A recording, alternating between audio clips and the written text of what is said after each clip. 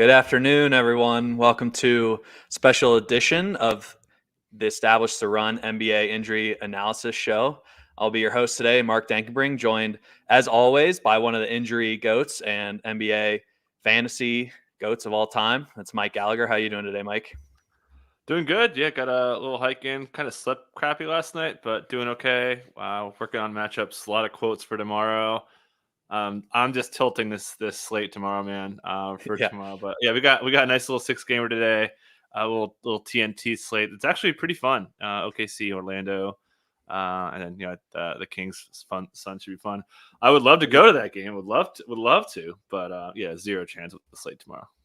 yeah, it is a fun slate, and tomorrow we are treated on Valentine's Day with 13 games. Pretty much everyone on a back-to-back, and obviously a little bit post-trade deadline here. So we're working with new rotations and back-to-backs, and maybe some funny business ahead of the All-Star break. So tomorrow should be a trip, but today, nice little 6 gamer for us, and as you mentioned, some good games and some nice staggering here as we get 3 relatively early games and then 3 late games. So pretty good for the viewing experience tonight, I think. So let's hop right into it and start out Let me on. ask you really quick. Does Yeah, Maggie know there is no chance that you are doing Valentine's dinner tomorrow? correct. We've pushed it back to Friday. I said pick a night this Yep. weekend. Perfect. I'll Perfect. and yeah, we'll get it done then. So yeah. All Yeah. right. No First game chance. tonight. No chance tomorrow. It's yeah, it's over. All right. So tonight we'll start out with Boston at Brooklyn. One of the themes today is a lot of these teams are going to be on the front end of a back to back. So Boston and Brooklyn, that is the case for them, and they actually play tomorrow in Boston against each other. So we'll get this matchup in back to back nights. On the Boston side, we have a couple G League guys out for Boston, along with their new acquisitions in Jaden Springer and Xavier Tillman. So we will not see them make their Boston debut. And then the Celtics have Kristaps Porzingis listed questionable and no listing for Al Horford. And we've, kind of seen them alternate nights being in and out on back to backs. So do you think that's the case tonight with Boston, that we could potentially be without Porzingis tonight and have him back tomorrow and Horford out, or how are you viewing Boston tonight? Yeah, I think that's how it's going to go. We saw KP have a little bit of a fall in the Miami game there. Pretty sure he's going to sit. They have been generally sitting him in back to back. So yeah, it should be Al Horford in the starting lineup there as they get to the All Star break. Yeah, we'll see a little bit more of the Unicornet, a little more Hauser and those guys. A little bit of garbage time could be factored in here. Pretty big favorites in Boston. But yeah, pretty straightforward. We've seen this song and dance a handful of times this season. Sounds good. And then on the Brooklyn side, they are without Cam Johnson. And then after the trade deadline, also incorporating some new players into the rotation, as well as getting Day'Ron Sharp back from injury. Sharp's been out for, I think, about a month now. So what do you expect from Sharp and his return? And do you think there will be any sort of cap on him? Yeah, they had a little bit of a practice yesterday, and Jacques Vaughn said there's going to be a pretty good minutes limit on him. And he also mentioned that he almost described him as like a curveball. Like, oh yeah, if we want to change coverages, we'll go to Day'Ron Sharp. So he might play like spot minutes. I'd be curious to see if he gets lined at all. But yeah, because they got options, and you don't usually want to play a dropish style big in Day'Ron Sharp when you've got the Celtics on the other side, and they've got Dorian Finney-Smith. They've obviously got Clax. They could play Ben Simmons as a small ball 5. So yeah, I would say he's not really a lock. I don't think he's going to really impact the minutes there. And Cam Johnson is in the stay ready group. Sounds like he's going to miss both these games here. Doesn't sound like he's all that close. He'll get the All-Star break to heal up. Then we saw a lot of Dennis squared with Dennis Smith Jr. and Dennis Schroeder overlapping quite a bit. Dennis Schroeder, as you noted in our Slack, had 17 potentials, 12 of them converted against a really bad Spurs team. It's going to be tougher to convert those today. So those guys are pretty locked in. So expecting the same starting lineup: Ben Simmons, Cam Thomas, Nick Claxton, Mikal Bridges, and Dorian Finney-Smith. I think Dorian Finney-Smith's minutes were pretty safe. He's going to probably guard Tatum a pretty good bit, along with Ben. They've got some big wing defenders. Then the other thing was Jalen Wilson has really picked up a lot of minutes. Jacques Vaughn talked him up a little bit, saying that he's kind of earned a role. And then Lonnie Walker had a minutes limit over the weekend, and sharp bet from us. We bet a Lonnie under. Surprised to see him lined, and 17.5 PRA line, and we get 0. So that was a nice cash for us over the weekend. And yeah, there was some commentary saying that he's got to be kind of eased in. So I would expect Lonnie to be A, not lined, and then B, limited again here, because they want to look at Wilson. I think they really like him. G League guy. I thought he had a really good summer league. there. But yeah, Schroeder I think could find minutes. I don't know if they would want to cut out Cam Thomas because it's not going to be off Mikal. Maybe it's off Dorian if they don't want to go too deep. They have Mikal and two defenders. I don't know if they want to go three in that deep because Mikal is going to probably guard Jaylen Brown either way. So, but yeah, a lot of bodies. I don't really think most of them are impactful. So the starters plus the Dennises plus Jalen Wilson and then fringy guys. So we got like 8 and then scraps. Love that. Yeah, tons of great notes there. And I was going to ask about Jalen Wilson because he got up to 30 minutes off the bench last game. So thanks for hitting on him. I think you covered that super well. So we can move on to the next game here, which is the Oklahoma City Thunder at Orlando Magic. It is a front end of a back-to-back for Orlando, and this is actually OKC's last game before the All-Star break. So they do not have a game the next 2 days. So nice extended break here for OKC coming up as they will have to tomorrow, Wednesday through the following Wednesday off. So a nice full week for them. And then not much injury information going on here either. The Thunder are without 2 of their deadline acquisitions. That's Gordon Hayward. He's listed out with a left calf strain. And then Bismack Biyombo, they signed post the trade deadline, and he is not with the team yet. So we will not see minutes for him tonight. J-Dub is back in the rotation. So, relatively straightforward here for the Thunder, as straightforward as it can get for them these days. Any news or notes that you want to add on the Thunder tonight? No, just they went pretty big in this matchup, which we talked about when we were doing minutes projections, that they would run a little more J-Will with Chet, and they did. And that was a matchup thing, according to Mark Daignault. Just a really nice bounce back win from them. One of the Daignaultisms is get the car back on the road. He always says it whenever they are kind of coming off a loss or two. They got the car back on the road in a pretty big way. Nice win against the Kings after one of their worst games against the Mavericks on the year. So yeah, pretty solid spot. Josh Giddey's minutes are kind of all over the place as usual. I haven't bet this yet, but I'm considering it. OKC matches up really well with Orlando. OKC has 2 pretty big weak spots with catch and shoot stuff. Orlando doesn't really do that. They're pretty big rim defense, and OKC is pretty good. Like their switch scheme really limits rim volume, and they also are a really good transition team. I think that's an area where Orlando could slip. So matchup wise, they look pretty good to me. Haven't pulled the trigger on that yet, but probably will. Nice. J-Dub locked and loaded, 37 minutes. He's been awesome. Going to have to guard Powell, probably a pretty good bet. Expect Lou Dort to go. They might flip that too. They might put Dort on Powell because Dort's been just awesome this year. So either way, those 2 Orlando guys will have tough matchups. But yeah, the starting lineup's loaded. See a little bit of J-Will. I think they want more size for rim protection. They also ran a jumbo lineup out there. They ran a Chet, J-Will, Kenrich Williams front court over the weekend. That was like, oh man, there's the Kings have run some crazy stuff. But yeah, Isaiah Joe locked in. I think Aaron Wiggins mostly locked in. Casey Wallace lost a little bit of minutes because Aaron Wiggins is playing really well. Awesome. Sounds good. Yeah, I did not catch this game on Sunday, but did watch them against Dallas. And it was just so notable how the Mavericks were sagging completely off of Josh Giddey and just letting him shoot every corner 3 he wanted. So obviously the Gordon Hayward acquisition, I think is most likely to take minutes from Giddey in that spot as just a more reliable shooter in that area. So teams can't completely sag off. All right, let's head over to the Orlando side. No one is on the Magic injury report. So not a whole lot to talk about there unless you have, again, some news and notes here and a potential, bigger matchup, I guess, against OKC. Yeah, TNT got a pretty good one. Nobody on the injury report that really matters. 2 good teams. Love to see it. So excited to see what Lefko has to say tomorrow. But yeah, coming off a pretty nice win against the Bulls. Don't really have much to say. Markelle Fultz continues to lose minutes, kind of one way or another.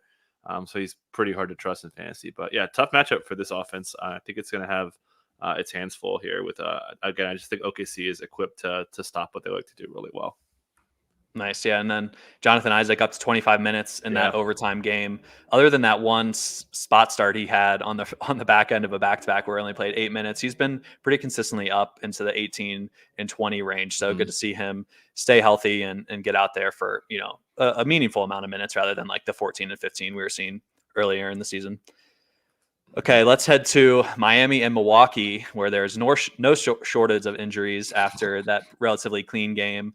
I'm pretty surprised that this was not the TNT matchup over the Thunder and Magic, but pretty exciting to see Thunder and Magic on the national stage here. But yeah, Miami at Milwaukee, rematch of last year's first round playoff series where Miami bounced the Giannis-less Bucks for a few games. So Miami is, man, they're really going through it right now. You mentioned that a few times, just brutal timing for them. It's a front end of a back-to-back for them as well. Multiple key players listed out. Jimmy Butler is out for personal reasons. Josh Richardson out with a right shoulder dislocation. Terry Rozier out with a right knee sprain. So 3 key rotation pieces there, all out. And then Duncan Robinson, who would typically play a big role for them, likely off the bench tonight. He is questionable with a left shoulder / elbow sprain. So any insight on Duncan here tonight? Because obviously, if he's in there, we'll probably project him for upper 20s minutes off the bench. He'll be a key rotation piece. So how are you viewing his status tonight? Yeah, let's talk Duncan. We saw in the matinee on Super Bowl Sunday that they kind of got into it, kind of fell into the stands, had a couple falls. Seems like he's pretty good. It may have been like, hey, look what they did to our player. We're putting him questionable, but you never know. I think he's going to play. Should be a pretty big role. Should always note that. I was a little surprised to see we had a Jaime Jaquez over. They ran Duncan a lot, and usually you don't see that when Tyler Hero's out there. So even with Josh Richardson, they went pretty heavy into Duncan. So it could be pretty strong minutes for him. Against Milwaukee, maybe they want to have that shooting just like lean into offense. So it's kind of a wide range of outcomes. So let's talk starter next. They are losing a lot of. You mentioned Jimmy, Rozier, Josh Richardson. That's a lot of ball handling coming out of your first unit. When Tyler Hero's been kind of playing second side scorer, he'll be on ball a lot more. He's going to have to play a ton. Caleb's going to have to play a ton. Bam's got to play a ton. Jaime should play a little bit more here. And then we're talking like, okay, where else are we getting handling without anybody else on the regular roster? And they might go like off the roster. They might go to Alanis Williams, one of their two-way guys who hasn't really been playing, signed him recently. We got him for minutes. I think he's got the inside track of all these Jamal Canes, even like the bigs that they wanted to move Kevin Love. So I think that he's going to play. Wouldn't really be fantasy viable, but I think he's going to have to 5 minutes. Hero's going to have to play so much if they can hang around. You get the Tyler Hero homecoming narrative as well if you wanted to play that. And yeah, I think Jaquez maybe can handle more. We saw him handle when they were like really shorthanded earlier this year, about a month and a half ago. So, but yeah, this could be pretty tight. That you mentioned they are on a back-to-back. They're at Philly tomorrow.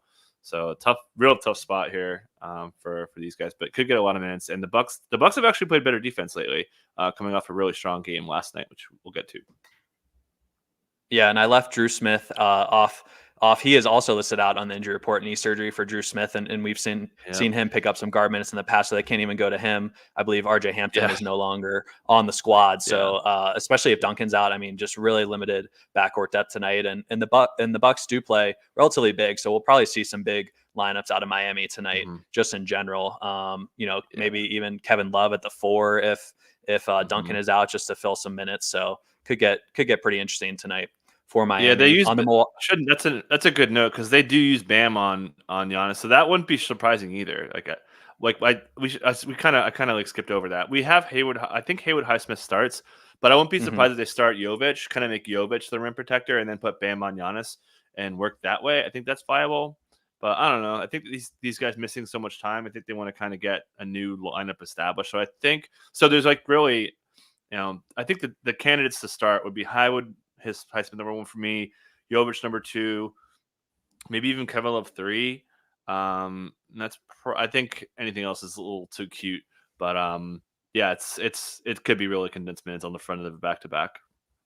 Yeah, that sounds right to me on the potential starters, because 4 are locked in here with Hero, Jaime Jaquez, Caleb Martin, and Bam Adebayo, and then they just have to fill that 5th spot. All right, let's head to the Milwaukee side.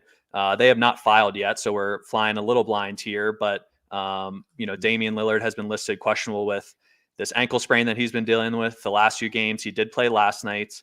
So I think that's probably my antennas are up the most on Dame tonight.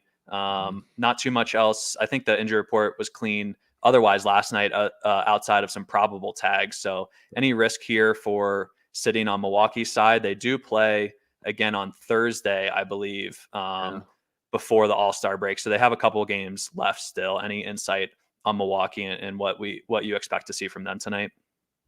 Yeah, P tags on Dame and Giannis yesterday. It got rolled in pretty early, so I think they're good. Never know. Could definitely see them sitting. We may get that news in 14 minutes. So we'll see if we're still on the air.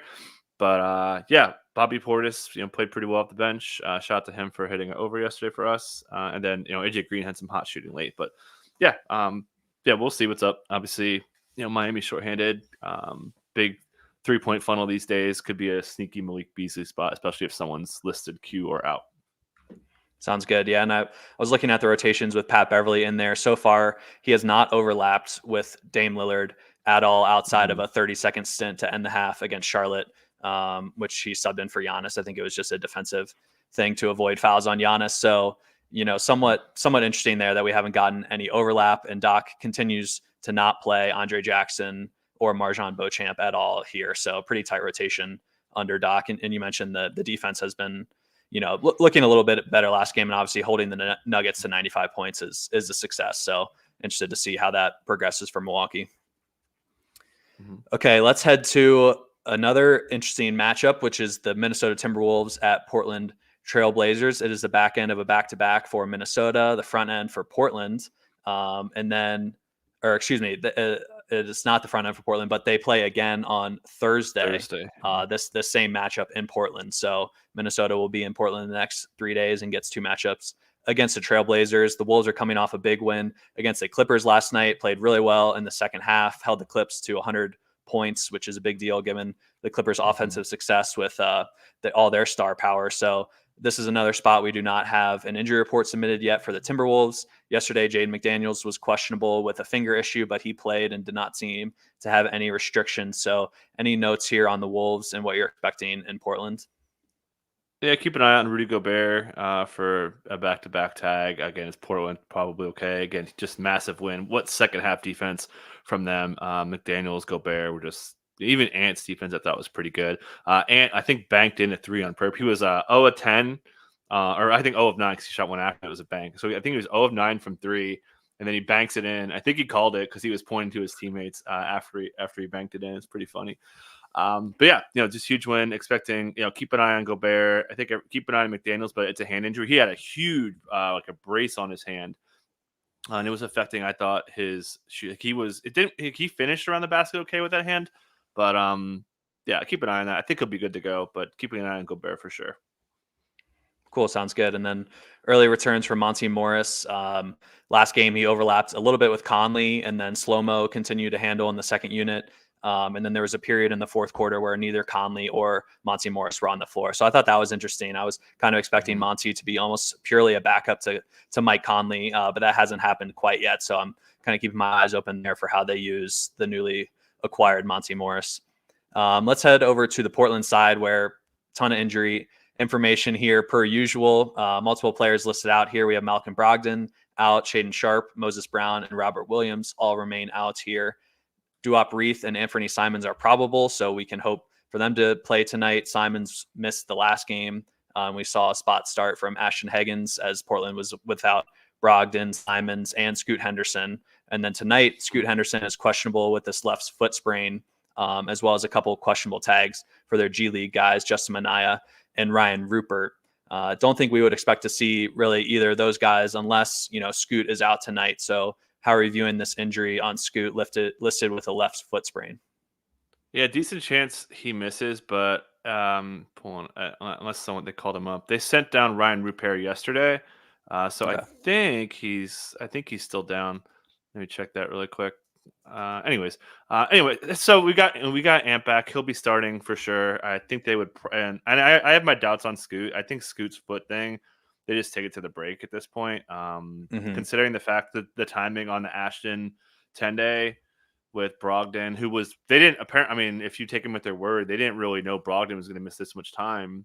Maybe they were, being shady, but signing Ashton Higgins after Scoot went down was a pretty clear indication that he was going to miss some time. So don't feel great about Scoot's availability. Again, Ant's ankle didn't look too bad, so he should be pretty full there. And yeah, so the other question would be, we saw like kind of a mix. Like a few games ago, we saw Toumani Camara start over Jabari Walker, and that was when we thought Duop Reith was going to start when Ayton was out. I don't know if that was why. I kind of think it was. So I think it's going to be Anthony Simons, probably Matisse Thybulle, Jeremy Grant, Ayton, Jabari, the bench. We'll see on Duop. There was some commentary from Phillips saying they want to play Badgie a little bit more. I don't really buy it because he's just so raw. And then Delano Banton played pretty well off the bench. I think he may have a rotation spot, especially if Scoot can't go.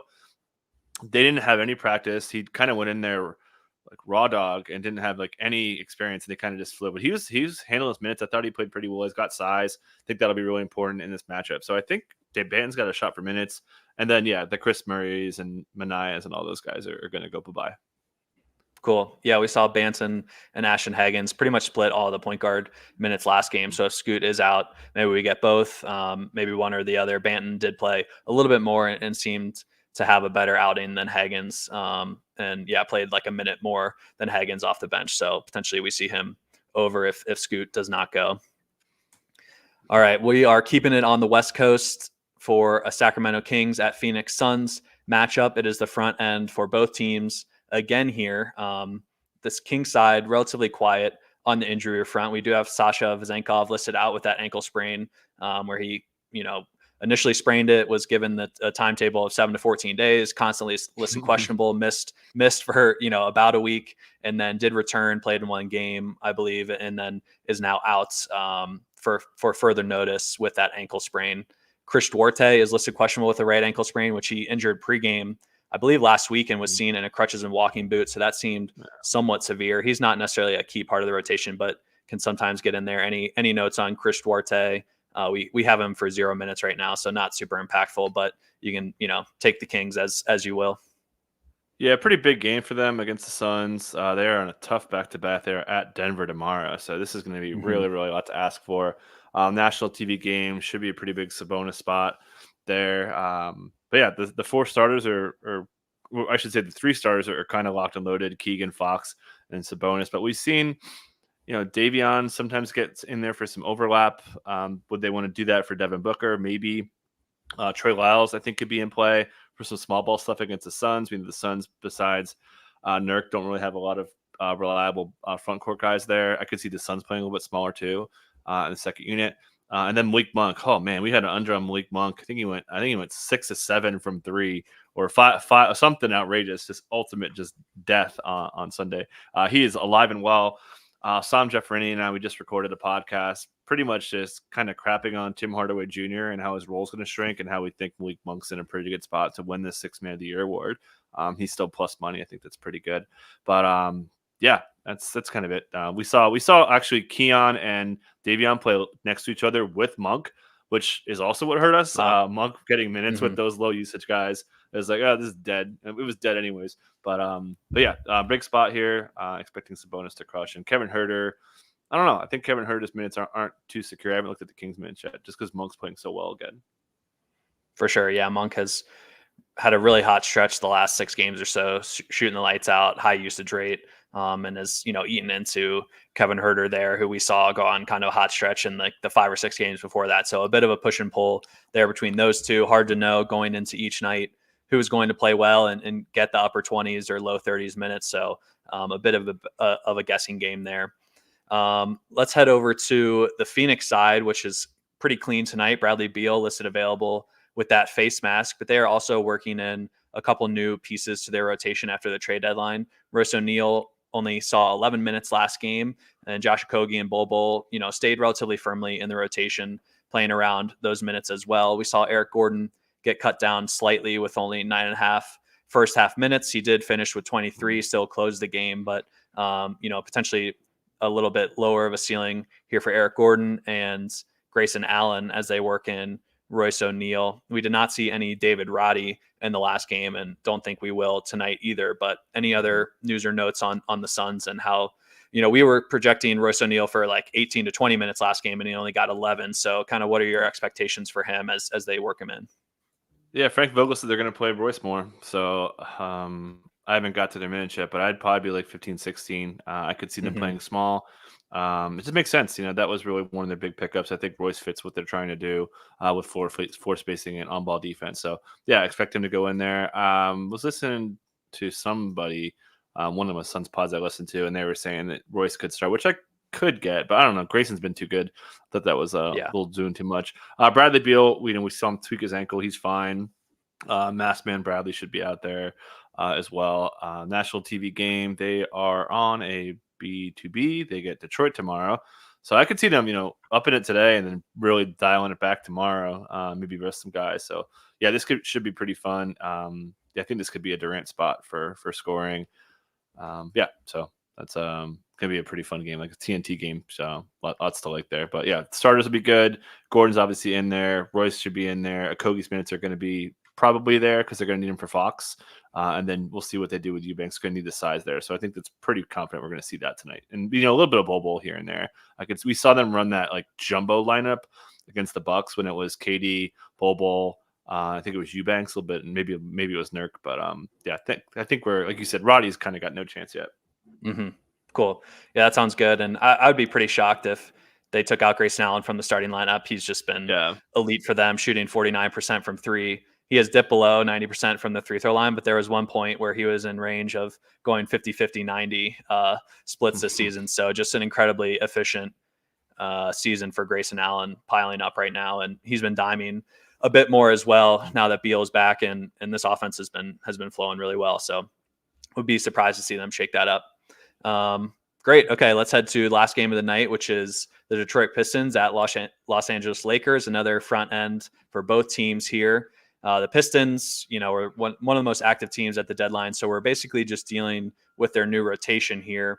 Not too many questionable tags or injury stuff we're looking out for, as Quentin Grimes and Isaiah Stewart are listed out along with some G Leaguers. So should be a relatively straightforward rotation here for Detroit if we expect them to play it like they did last game, which was Simone Fontecchio being the sixth man and got up to 32 minutes, played the last 19 minutes of the game off the bench. And they did end up playing Shake Milton and Troy Brown Jr., which we got kind of some not so great quotes from Monty Williams before the game that had us dock their minutes, which turned out to be wrong, but they were both in the rotation. So what are you expecting from Detroit tonight? And yeah, how do you see Fontecchio? Do you see him being the sixth man off the bench, and just any news and notes on the Pistons rotation? I think Fontecchio starts. I mean, like this Muscala thing's just not there. So I think Fontecchio starts. So Kate Cunningham, Jaden Ivey birthday narrative for Ivy today. Asar Thompson, Simone Fontecchio, and then Jalen Duren, who continues to play a ton of minutes. He'll have his hands full. And hopefully not elbows full after elbowing Norm Powell and getting Norm this hilarious bad news on his face. So yeah, I think they'll start. I think Troy's kind of earned some minutes there. We'll see what they do with Weissman. Maybe they shift Muscala to more of a 5 and take Weissman out. So I think that's possible there. And Sasser should still be in the mix, but the minute ceiling is kind of gone for him. With Ivy, man, he's playing a ton. He's playing really well. Shooting the ball great. So matchup's pretty good. We like guards against the Lakers, and the Pistons are playing really well. Talked about the money line. You got it at -115. I got -165. I was jealous of your line, but they almost had this game, man. They were playing really well. So I think that they could maybe hang around. Famous last words, though. Cool. And then tonight they do Malachi Flynn and Evan Fournier are available for the Pistons, so they could potentially get worked in. Do you expect to see them at all, potentially in place of Muscala, like if Fontecchio does get the start? Yeah, I could see it. I don't really think so, though. I think that the guards are just too good. So I don't really. We'll see if Fournier gets bought eyes on expiring or something like that. Yeah, cool. And you mentioned just the roles for Duren, Cade, and Ivy have been really strong since the deadline, and it makes sense for them to just let those three play as much as possible and run the offense essentially, and then kind of work in the pieces around them as the building blocks for this rebuild. We did see one note I wanted to mention is we projected a lot of overlap for Marcus Sasser last game, and it looked like he played pretty much just the non-Cades at point guard. So interested to see how that moves forward. And then Shake Milton was like got all the non-Ivies, it seemed like, and Troy Brown Jr. was behind Asar Thompson. So interested to see if they keep it that straightforward moving forward, but something to check out as they continue to work in all these pieces. Okay, on the Lakers side, relatively similar here to what we've been seeing. They have out tags with Max Christie, Cam Reddish, Jared Vanderbilt, and Gabe Vincent. And then LeBron and Anthony Davis are questionable tonight here per usual. The Lakers hit the road to Utah tomorrow night. So potentially LeBron or AD miss one of these two games. I would expect, for them to play tonight and maybe miss tomorrow in Utah if that's what they are planning. Any thoughts on AD and Bron tonight and their potential to sit out on this back-to-back? Yeah, there's Makes sense that they sit tomorrow. Teams that really like playing in Utah, you got the altitude factor. Well, LeBron wants to be with his family, so I kind of think LeBron sits tomorrow. Curious to see how the books factor that in there. AD maybe plays, but I think LeBron's. I think LeBron's gonna have to go handle the All-Star game. Let him kind of be with his family for a day, I guess. So, but really big win for the Lakers. They've been off for a little bit. That 51-point second quarter was outrageous. 87 in the first half there, but we know the starting lineup. D'Lo continues to play freaking awesome. He's been just on a heater lately. Reeves will start, and then the bench. Christian Wood's minutes are gone. Jackson Hayes has kind of beat him out for being an energy guy. But yeah, and Skylar May's kind of snuck in there, so we'll see if that kind of sticks. But I think they'll probably, Wood's minutes are really, really dicey. Haven't got that far yet, but the starters playing a ton is kind of the headline here. And like I said, they may just go for this one and then just sit guys tomorrow. Yeah, and we do have the debut of Spencer Dinwiddie tonight in a Lakers uniform. Yep, right. He is available, so that's relatively impactful probably to their guard minutes. What do you see Dinwiddie's role off the bench being right away? Yeah, it should be pretty. It's my mistake on that one. There should be pretty good amount of minutes for him. Like he'll probably play the non-D'Los and then maybe overlap him for a couple. I don't think that's probably get him in there in a second unit when Kate's not out there. I think that probably makes sense. So I don't think he's going to get 20. I think he's going to get like 18 or so. To look at those minutes after this, but pretty big piece. That obviously makes Skyway Mays go away. It's my bad saying that. Yep. No, all good. I had overlooked it initially as well. So glad we caught it at least. That makes sense to me to get all the backup point guard minutes and then potentially a little bit of overlap as they are without Max Christie and pretty thin, in the backcourt. They've basically been playing Taurean Prince like as a 2 of late. Mm-hmm. So yeah. Cool. Okay. Well, we got the Bucks. Oh, we did? Nice. What do we get there? Yeah, all probables across the board, basically. Probable Giannis, probable Dame, probable Brook as well. Brook, I think, had a little bit of a tumble. So, yeah, Bucks probables. I think that they could be a little fakey, but they've been playing through them more consistently this year. So, yeah, couldn't really get in. I was logged in and ready to bet if somebody is missing, but no luck there. Yeah, and I feel like this is a big revenge spot for them, and obviously they're trying to get as much chemistry and good charisma going into the break under Doc Rivers. So I would expect the Bucks to play tonight, even though they always seem to pull some funny business on us. All right. Any other closing thoughts before we get out of here? Nope. Let's get out of here. Cool.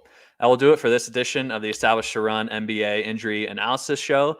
As always, we ask for your support in promoting this free content by liking the video and subscribing to our YouTube channel. It really does mean a lot to us at ETR to have your support and allows us to keep doing this content for free for you guys every day. So please smash the like button and tell your friends about us to tune in every day here at 2 p.m. Eastern time.